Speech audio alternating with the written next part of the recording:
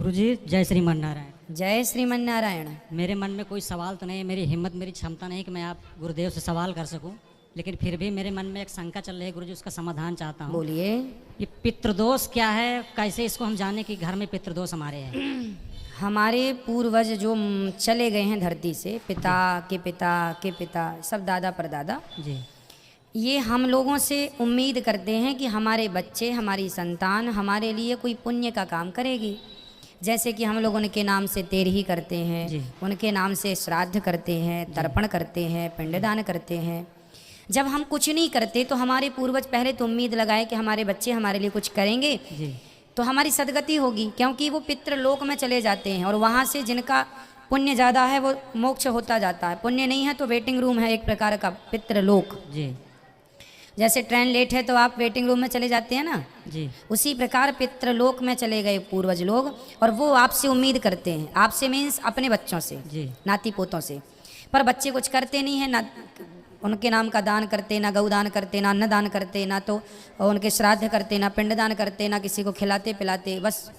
तो वो नाराज़ हो जाते हैं। जब वो नाराज़ हो जाते हैं तो फिर वो आपका बना हुआ काम बिगाड़ने लगते हैं, आपकी आर्थिक स्थिति कमज़ोर होने लगती है। किसी किसी में तो इतना ज़्यादा पितृदोष होता है कि वो संतान को रोक देते हैं कि अब तुम क्या करोगे संतान पैदा करके, क्योंकि तुम हो तो तुम हमारे लिए क्या कर रहे हो, तो वंश बढ़ाने से क्या होगा। तो उनके क्रोध से वंश की वृद्धि रुक जाती है। तो गुरु जी जो आप बताए हैं ये सब मैं तेरे ही बाकी जो भी पंडित लोग बताते हैं, उसके बाद भी कुछ लोग बोल रहे हैं भागवत कराओ तो सदगति हो जाएगी क्या? हाँ, आप जब व्यक्ति पाप कर लेता है अनजाने में तो उसकी सदगति नहीं होती।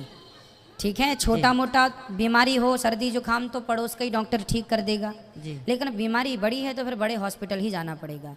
उसी प्रकार जब व्यक्ति छोटे मोटे पुण्य से उसकी सदगति नहीं होती तो अंत है भागवत जी से उसकी मुक्ति होगी।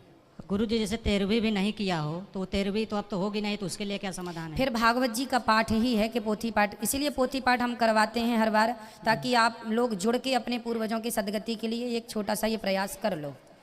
तो भागवत जी की पोथी, राजा परीक्षित को भी 7 दिन में मोक्ष कैसे मिला था? भागवत जी के द्वारा। जी धुंधकारी प्रेत बन गया था, कैसे मोक्ष मिला?